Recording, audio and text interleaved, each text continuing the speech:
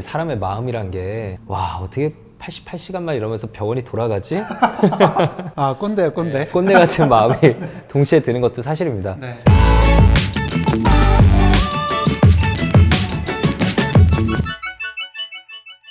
직장인들의 정신건강을 위한 한화생명과 뇌부자들의 콜라보 뇌피셜 시즌2 9번째 시간입니다.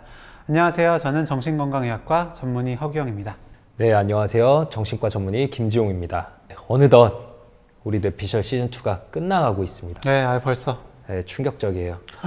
근데 생각해보면 저희가 그동안 본업에 저희 뇌부자들 방송에 거기다 추가로 이 뇌피셜 방송까지 만드느라 참 수고해 왔는데요. 고생이 많았습니다. 네, 서로를 위해 한번 박수. 박수. 네, 진짜 좀 수고 많았던 것 같네요. 네, 오늘도 진료 보고 왔잖아요. 네, 수고가 많았습니다. 참 이게 뇌피셜이 끝나간다 생각을 하니까 참 많이 아쉽기도 하고요. 근데 그러면서도 좀 쉴 수 있다라는 생각에 약간 안도감도 드는 게 사실인데요. 네. 저희가 진짜 좀 지치고 쉴 때가 된 것 같아요. 그래서 정말 그 뇌부자들 팟캐스트도 좀 이제 마무리를 하기로 했잖아요, 당분간. 맞아요. 네, 저희가 많은 걸 내려놓기로 했는데 생각해보니까 진료실에서 직장 밖에 일을 막 추가로 하시는 분들, 늦게까지 일하면서 이제 삶이 좀 힘들어져 가시는 분들에게 무조건 쉬셔야 된다라고 지난 몇 년간 계속 말해오면서 저희는 그 지난 몇 년간 말과 행동이 다른 삶을 좀 살아오지 않았나 싶어서 지금에라도 좀 이 균형을 맞춰볼까 합니다. 네, 진짜 뭐 중이 제 머리 못 깎는다. 내 말이 딱 맞는 것 같아요. 네. 그런 의미에서 오늘의 주제는 워라밸. 네, 워라밸. 네, 워라밸은 이제 워크 앤 라이프 밸런스. 여기 영어를 줄인 말이죠. 우리나라 말로 치자면은 뭐 일과 삶 사이의 균형. 네, 이 정도를 뜻하는 말일 것 같은데요. 다행히 주당 법정 근로 시간이 68시간에서 52시간으로 이제 2018년도부터는 이제 법적으로 그렇게 정해져 있죠. 예, 대학병원에서도 이제 전공의 특별법으로 88시간만 일할 수 있도록 되어 있는데 저희 이제 나올 때 이게 정해졌어요. 그쵸. 네, 그래서 우리 때도 있었으면 참 좋았겠다 싶은데 좀 아쉽습니다. 네, 정말 아쉽고 동시에 이제 사람의 마음이란 게, 와, 어떻게 88시간만 이러면서 병원이 돌아가지? 꼰대요, 꼰대. 네, 꼰대 같은 마음이 동시에 드는 것도 사실입니다. 네. 근데 참 비인간적이었던 것 같아요. 그리고 아직도 사회에 이런 부분들이 많이 남아있죠. 최근에 정말 마음 아프게 연이어 택배 노동자분들의 과로사 문제도 있잖아요. 네. 우리 사회의 모든 분야에서 인간적인 삶이 조금 더 법적으로 확실하게 지켜줬으면 좋겠다는 생각이 듭니다. 네, 오늘의 사연 읽으면서 시작을 해볼게요. 안녕하세요. 제가 이상한 건지 회사 사람들이 이상한 건지 확인하고 싶어 사연을 보냅니다. 저는 30대 중반으로 전 직장에서 5년 넘게 일하다가 이번에 처음으로 이직을 하게 됐습니다. 지금보다 좋은 연봉 조건에 기대를 안고 온 회사인데 생각했던 것과 너무 달라요. 이전 회사에서 했던 것과 달리 제가 주도적으로 많은 업무를 해볼 수 있는 것은 큰 장점이긴 합니다. 그런데 회사 사람들이 8시가 되어도 퇴근을 안 해요. 분명 6시까지로 계약했는데 말이죠. 처음에 퇴근 시간이 돼서 인사하고 나오려는데 분위기가 싸해서 이거 뭐지? 싶었는데 며칠 안 돼서 부장님이 부르시더라고요. 이전 회사에서는 어땠는지 몰라도 우리 회사에서는 다 같이 퇴근했으면 좋겠다는 얘기였죠. 그리고 주말에는 등산을 가자고 해요. 아니, 요즘 코로나 때문에 바깥 활동도 자제하는 분위기인데 저는 제가 맞게 들었나 의심스러웠습니다. 진짜 부모님 세대에서는 할 법한 이야기를 하시더라고요. 부장님 나이도 그렇게 안 많은데 말이죠.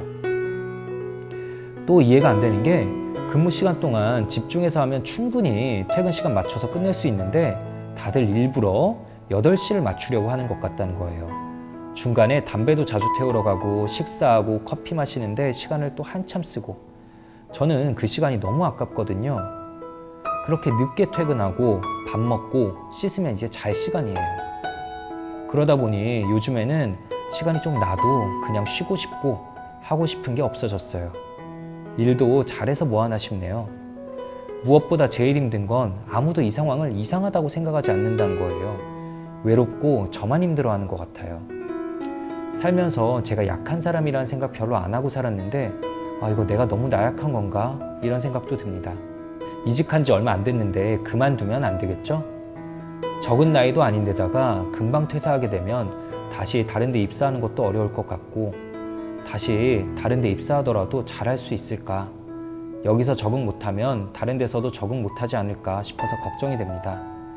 이런 생각들이 끊임없이 떠올라 밤에 잠도 안 오고 이전과 다르게 퇴근 후와 주말도 기다려지지 않으니 그냥 계속 무기력한 것 같아요. 어떻게 하면 좋을까요? 네, 예, 너무 안타깝습니다. 진짜 워라밸이 전혀 안 되고 있는 상황이네요. 네, 뭐 부정적인 생각이나 뭐 후회, 자책, 뭐 이런 여러 가지 무기력감 같은 증상들이 보이는 것 같기도 하고요. 참 누구는 사실 뭐 그거 2시간 가지고 그래? 라고 할 수도 있지만 이분한테는 그 2시간이 정말로 중요한 문제인 것 같습니다. 특히 또 회사에서 나만 좀 이상한 사람 된 것 같잖아요. 네, 그럴 때 드는 뭔 소외감, 외로움 이런 건 사람한테 정말 힘든 부분이잖아요. 그쵸. 이거 들어보면은 한 10분 중에 한두 분 정도는 저희 나이대에서도 네. 야, 그거 네가 좀 맞추면 되지. 뭘 힘들다고 그러냐라고 말하시는 분들이 계세요. 네, 그렇게 생각하시는 분들이 계신 게 사실이고요. 정 못 견디겠으면 뭐 전학 가면 되잖아, 뭐 이직하면 되잖아 등등 힘들어 하시는 뭐 학생이나 직장인 분들에게 이렇게 간단하게 말하는 분들이 계십니다. 근데 이게 그렇게 쉬운 문제가 아니죠. 사람이라는 사회적 동물에게는 그 집단의 소속감이라는 게 굉장히 중요하고요. 내가 잘 소속되지 못한다, 나만 다르다라고 느낄 땐 거기에 문제가 있는 게 아니라 나한테 문제가 있구나, 내가 이상하구나 이렇게 느끼게 되는 경향이 있어요.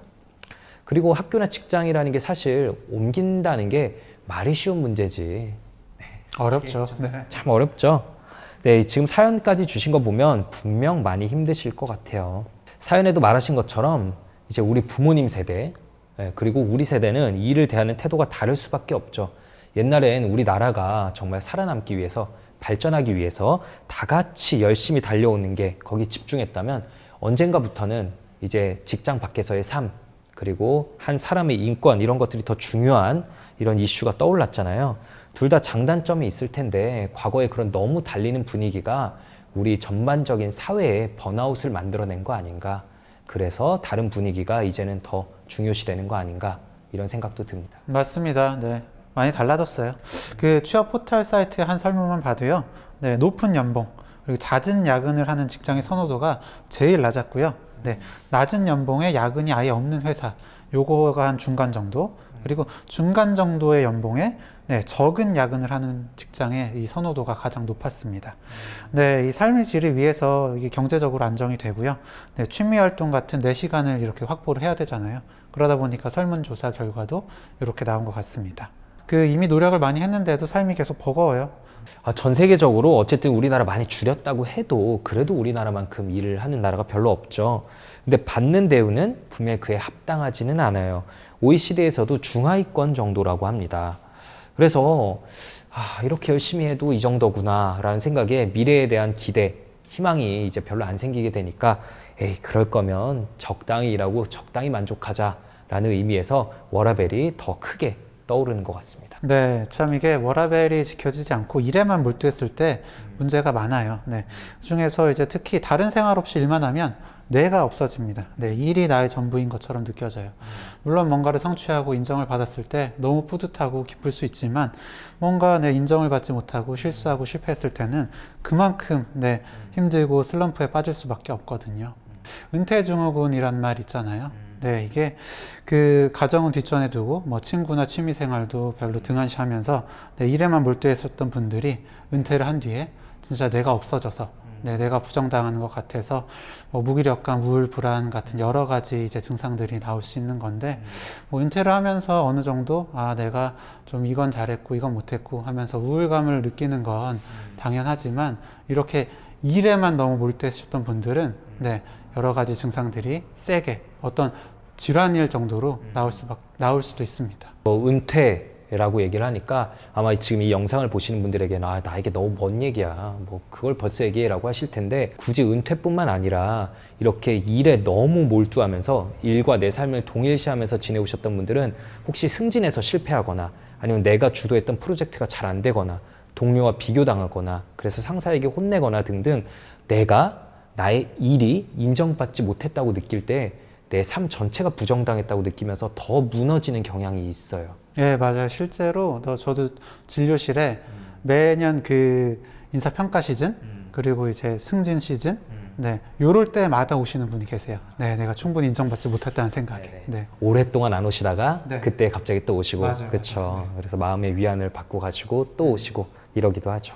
네, 이분의 경우 지금 우울증인지 아닌지는 사실 사연의 내용만 가지고는 정확히 알기 힘들 것 같아요. 번아웃 여부도요. 아, 내가 이상한 건가 아니면 내가 나약한 건가 이런 생각이 우울증에서 흔하게 보이는 인지 왜곡이기는 한데 근데 지금 상황에서 또 자연스럽게 떠오를 수 있는 생각인 건 당연하거든요.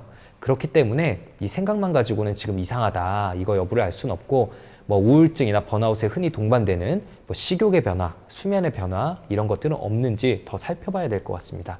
내가 예전보다 입맛이 뚝 떨어졌다 혹은 너무 과식한다 하루 종일 너무 많이 잔다 혹은 잠이 너무 안 온다 이분께서 잠이 안 온다고 좀 얘기는 해주셨는데요. 네. 이런 게 내 일상생활에 영향을 미칠 정도가 된다면 병원 진료도 한번 고민해 보셔야 될 것 같아요. 저는 그 사연 써주신 내용 중에 시간이 나도 그냥 쉬고 싶고 하고 싶은 게 없다. 그리고 이제 일도 잘해서 뭐 하나 싶다 라는 부분이 좀 눈에 들어왔어요. 네. 이분의 이제 성격적인 특징을 좀 생각을 해봤는데 일단 안정적으로 다니시던 회사에서 이직하신 이유가 연봉 그리고 무엇보다 주도적으로 일을 진행한다는 점이었던 것 같아요. 그러니까 일을 주도적으로 진행한다는 거, 그러니까 일에 있어서 뭔가 통제한다는 게 중요하게 생각되는 그런 분이신 것 같거든요. 네. 그런데 이런 분께 하고 싶은 일이 없어졌다. 라는 거는, 네. 굉장히 좀 번아웃을 생각해 볼 수 있는 혹은 뭐 우울증을 생각해 볼 수 있는 그런 부분인 것 같아요. 그렇게 생각할 수 있겠네요. 네. 이분이 통제 욕구가 크다고 보면은 통제 욕구가 큰 만큼 이제 남에게 통제받는다는 느낌을 들 때, 내가 통제할 수 없다는 느낌을 들 때 더 큰 스트레스를 받거든요. 그렇죠. 그냥 2시간의 문제가 아닌 거죠, 이분에게는. 근데 이제 번아웃이 언제 오냐? 조절되지 않을 스트레스를 받을 때 그때 번아웃이 오기 쉬운데 이분은 지금 그런 조절도 할 수 없는 큰 스트레스를 받고 계신 거죠. 통제력을 많이 느낄 때 그래서 내가 내 삶에서 원하는 결과를 얻을 수 있다고 느낄 때 그게 이제 자기 효능감의 근간이 되고 그 자기 효능감이 자존감의 또 근간이 되는 건데 이런 상황에서는 이분의 자존감이 계속해서 깎여 나갈 수밖에 없지 않나 또 이런 생각도 듭니다. 네, 그리고 또 통제 욕구가 큰 사람은 인정 욕구랑 성취 욕구도 큰 경향이 있는데 이분께서 그럼 지금 오래 앉아 있으면서 뭐 성취감을 느끼고 있냐? 그게 아니라 오히려 부장님께 불려가서 뭐 잔소리 듣고 뭐 혼나고 이런 상황이잖아요. 뭐 인정받지도 못하고 성취도 못 받고 통제감도 못 느끼는 이런 상황이 이분에게는 굉장히 큰 스트레스일 것 같습니다.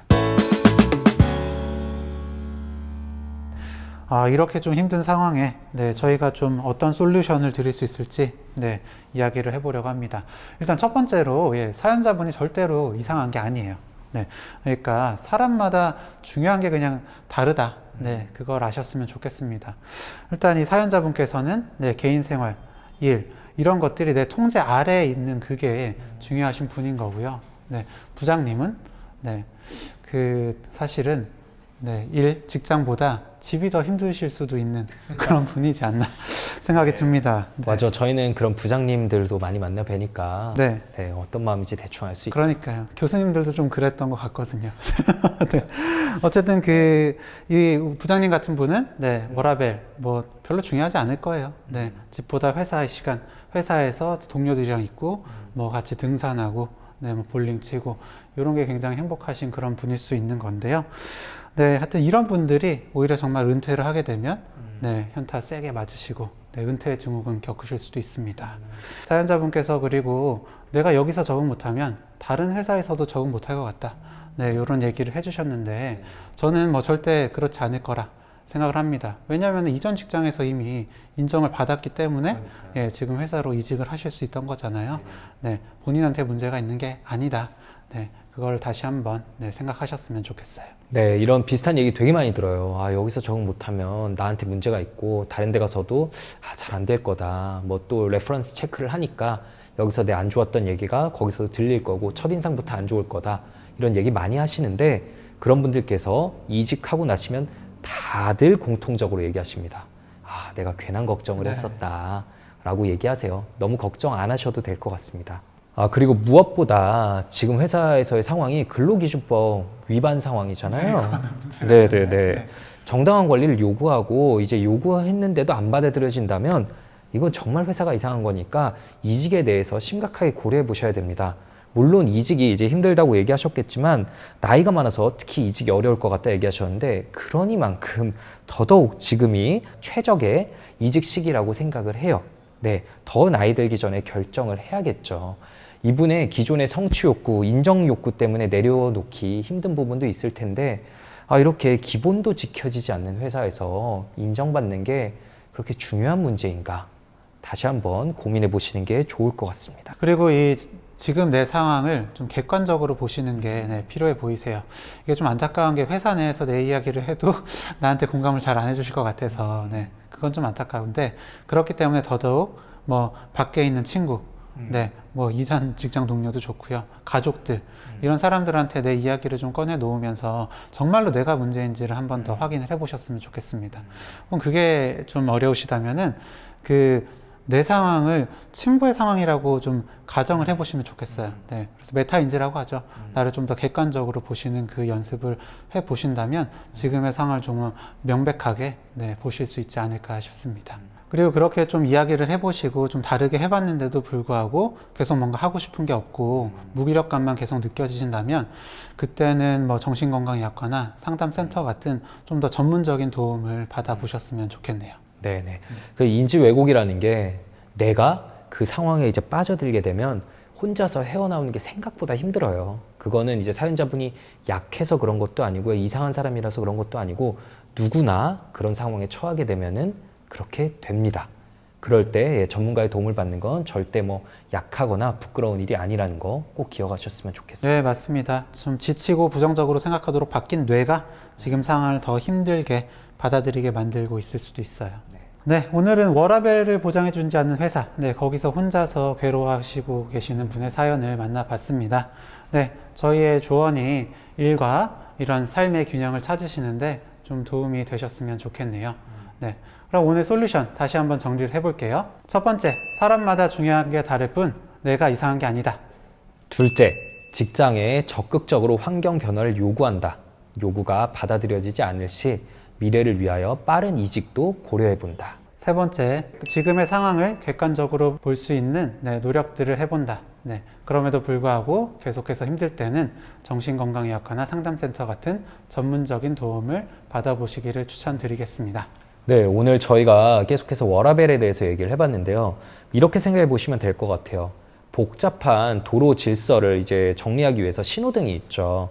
빨간불에 멈추고 초록불에 다 같이 움직이고 워라밸을 보장해주지 않는 회사에서 계속되는 업무에 지쳐서 사연자분의 마음속에 우울감, 불안 같은 번아웃 같은 빨간불이 켜졌다면 이거는 잠시 쉬어가라는 마음의 신호일지도 모릅니다. 정말 다가오는 주말에는 일 걱정 내려놓으시고 푹 오롯이 휴식에 몰두하셨으면 좋겠습니다. 뇌피셜 시즌2 9번째 시간 여기서 마치도록 하겠습니다. 오늘의 이야기가 도움이 되셨다면 좋아요, 구독, 알림 설정까지 꼭 잊지 않고 부탁드릴게요. 네, 지금까지 뇌부자들이었습니다. 감사합니다. 감사합니다.